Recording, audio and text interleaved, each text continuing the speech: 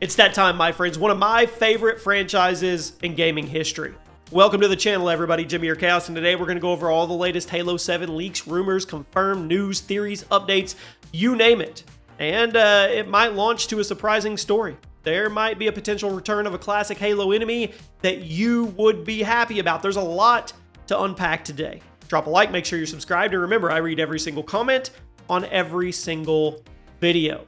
We're going to go over everything. One of Halo's most infamous foes might actually make a comeback. Stick around, we'll talk about that later in the video. Now, let's start off with the big question on everybody's mind. When can we expect to get Halo 7 in our hands? Now, officially, there's no release date, but we do have clues here. Xbox boss himself, Phil Spencer, recently teased that in 2026, for Xbox's 25th anniversary, we would see the return of a classic that's been with us since the beginning. Now, what's a classic from Xbox's beginning? Halo Combat Evolved. It's the very beginning. I pre-ordered my Xbox 6 months early, and when I got it, I got Halo Combat Evolved. I went home and I played it all night on day one. Now, this has led to many believing that we're getting a Halo Combat Evolved remake or a remaster in 2026 rather than Halo 7 itself. In fact, multiple insiders report that a full-on Halo Combat Evolved remake is in the works right now, and it's targeting 2026 as an anniversary release, and it will be campaign only, no multiplayer involved. Now, this rumor has it as a project that began back in 2023, might even launch on the PlayStation as well as the Xbox. I know, that's shocking, but it does show Microsoft wants as many players as possible up to speed on Halo. Now, why would they want that? Because this is the new way we do things. Publishers and developers hit you with the nostalgia feels to kind of hold you over between their massive game releases that usually take 4 to 5 years now. So where does that leave Halo 7? Well, according to leaks, the next mainline Halo, what we're calling Halo 7 for now, is already in pre-production, but it's not expected to release until the next generation of Xbox consoles. In other words, we are waiting a few years for this one. One insider described Halo 7 as like an indirect sequel to Halo Infinite, meaning it will continue the story, but possibly shake things up or reboot certain elements. Now, the development studio, now rebranded as Halo Studios, formerly 343 Industries, has even confirmed they're switching to the Unreal Engine 5 for future Halo projects. That's a huge change under the hood. I mean, that's aimed at giving the next games a fresh start, well, at least technically. Now, the good news is, we're not going to be in the dark forever. Halo Studios has announced they will reveal what they've been working on at the Halo World Championship in October of this year, which is less than a month away from the time I make this video. Mark your calendars. By late October, we should get official confirmation of that 2026 game, likely the Halo Combat Evolved remake, and at least a hint or a teaser on Halo 7's direction. Till then, all we have is these leaks and patterns. You have me, I have you, and we have this channel. In patterns, fans are noticing that past Halo tie-in novels, books like First Strike before Halo 2 and Shadows of Reach before Halo Infinite, they came out roughly 1 year before the next game. Well, now there's a new novel called Halo Edge of Dawn. It's scheduled to come out December 2025, which could imply a late 2026 game release if history continues to repeat itself. I mean, given the evidence, it's likely that that's going to be the remake, not Halo 7. So realistically, I'm going to say Halo 7's release would probably be holiday 2027 or even later. And I know that's tough, but it'll get here before you know it. Now, let's talk about the story. We do have some solid info about where Master Chief's story is heading next because of the upcoming novel, Halo Edge of Dawn. This book is basically going to bridge the gap between Halo Infinite and the next game, much like how First Strike set up Halo 2. So Edge of Dawn's, well, the plot gives us a clear picture. After eliminating War Chief and sending the Banished leadership into chaos, the Master Chief continues the fight on Zeta Halo, accompanied by his new AI companion and their loyal pilot, Fernando Esparza. In Halo Infinite's campaign, those characters, Chief, the weapon, the AI, pilot, all that, formed our core trio, and it confirmed they're still together, battling on the Halo ring and in the aftermath of Infinite. Now, the plot even mentions a young UNSC medic, remember the Marine Lucas Browning who was tortured by the Harbinger in Infinite? I mean, could be important to uncovering deeper mysteries on the ring. Biggest part, it explicitly confirmed that the elite Spartan killer Jega, hope I say this right, Rdomnai, I don't even know how to say that, Jega something, survived his encounter with Chief in Infinite and is hellbent on vengeance.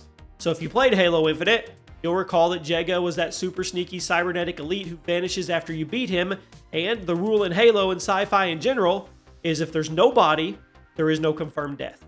It's true enough. Halo's lore now says Jega lived on as Hunting Master Chief relentlessly.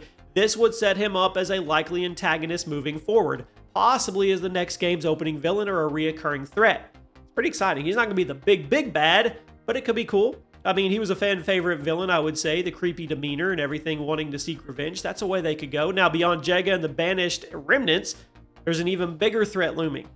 The Endless. If you remember at the end of Halo Infinite, after the final battle, we learned two huge things. Cortana, the original Cortana, sacrificed herself to stop the Banished and halt something called the Endless.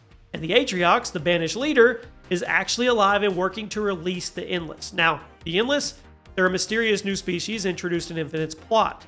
Supposedly so dangerous that the Forerunners feared them even more than the Flood. In fact, the post-credit scenes show Atriox activating some ancient device, and it is said Atriox is actually alive and still hellbent on summoning the Endless, an enemy supposedly more deadly than the Flood. Now that line alone should kind of wrap it up in a bow, right? More deadly than the Flood? If that's true, Halo 7 storyline could raise the stakes even higher here. We don't know exactly what the Endless are. Halo Infinite kept it a mystery, but they might be some type of time-resilient species that survived all the Halo rings. Harbinger we fought in Infinite was one of them. Freeing her people was her goal. So by the next game, I'd say it's guaranteed the Endless will come into play as major antagonist. We'll have to wait and see. Now, all these pieces, Chief's team on Zeta Halo, you have Jega back, you have the Endless, that points toward Halo 7 having a plot centered on Zeta Halo. Whatever ancient secrets lie there, we'll find out. Similar setup to Halo 2 in the way the first chapter, Infinite, introduced the new setting and enemies. Now the second chapter, Halo 7, can escalate the conflict. There's even speculation we might finally see the return of the Flood in some form, which would be freaking awesome. That would be awesome. I mean, why? Well, Zeta Halo is an ancient ring crawling with Forerunner facilities, and the Flood have returned on Halo rings in the past. Plus, some people think the rumored Halo Combat Evolved remake might reintroduce the Flood to modern gamers, since the campaign is famously known when the Flood debuted. That was a crazy mission too. So there's a lot of different things that could come on. Now let's talk about characters really quick, familiar faces or not. Of course, Master Chief John 117 is back. He's our protagonist. It's not Halo without him, but we may have the weapon. That's the new AI companion introduced in Infinite. Essentially a copy of Cortana, more on Cortana in a moment, and she's still with Chief going forward. Then we have our pilot Fernando, of course. I mean, who knows who they bring in. On the enemy side, I already talked about Jega, the Elite Blade Master from Infinite. The Banished in general will probably still be around. Atriox is probably still going to be around. And of course, the Endless. I think they're going to be the big bad here. We'll see. I mean, if we get the Flood, that would be awesome. Now, lore implies the Endless could be as catastrophic as the Flood, so they might not be a single villain personality like the Gravemind, but maybe they're a broader existential threat. It'll be fun. Do we get anybody else here to help, though? Well, there's a name getting thrown around and always does, the Arbiter. As of Halo 5, the Arbiter was alive and well, and was helping Locke's team out. He didn't appear in Infinite at all, which a lot of people were bummed. There's no official word on him in Halo 7, but the theory is the Arbiter could actually return to fight alongside Chief again. Those would be some big nostalgic payoffs for a lot of us. I mean, given that Halo 7 might deal with elites again, come on, makes sense, right? I mean, you guys let me know what you think. And the big question is, will we see OG Cortana?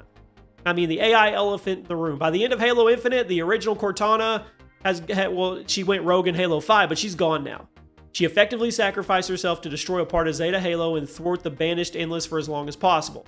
It was definitely bittersweet, right? I mean, it provided some closure, right? But, I don't know. Halo Infinite introduced the weapon, new AI, copy of Cortana, same voice, same capabilities, bit more innocent, uncorrupted, younger, right? Hasn't seen as much. Weapon is essentially Cortana's daughter, or a younger version. Now, in Infinite's ending, there is a moment where the weapon considers choosing her own name. She even hints that she might take the name Cortana to honor her predecessor. At the end of the game, she hasn't done so. Chief still calls her Weapon, but the door is wide open for her to adopt the name. And if that happens, then Cortana does kind of return in Halo 7, but as a new incarnation. I mean, I know it's not Cortana, but it would embrace the legacy in the name. It would be kind of like a full circle moment. You guys let me know what you think. Or do you want the original to somehow come back? I don't think she's coming back. I think her final act was a sacrifice, an apology, and it was noble, and I don't think they're going to undo that. I think it would be silly to undo that. But then again, you could have her live on through the weapon. there you have it, my friends. That is everything we know so far. It's shaping up to be good. I hope it is. It's going to be on the Unreal Engine 5, which I think could be really, really cool as well. I'll see you soon.